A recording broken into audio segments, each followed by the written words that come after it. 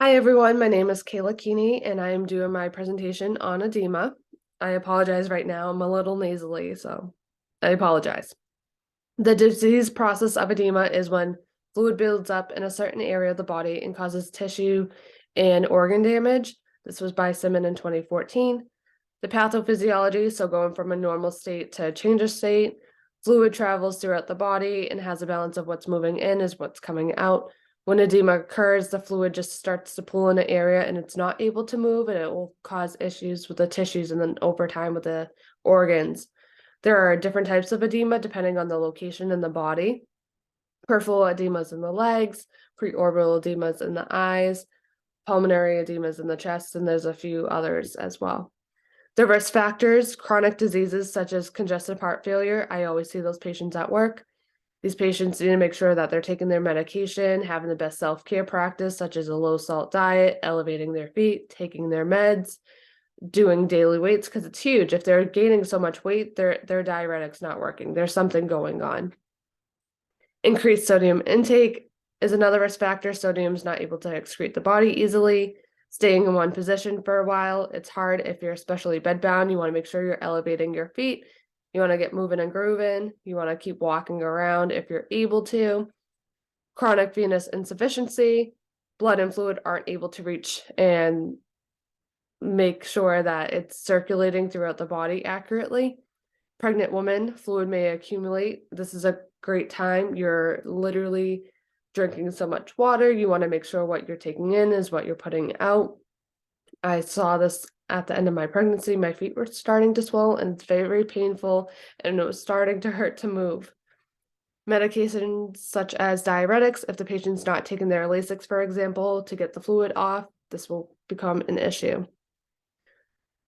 This is a photo from iStock back in 2019. It shows like a healthy versus non-healthy, so like edema versus non-edema, complications from edema, and also like pitting and non-pitting edema.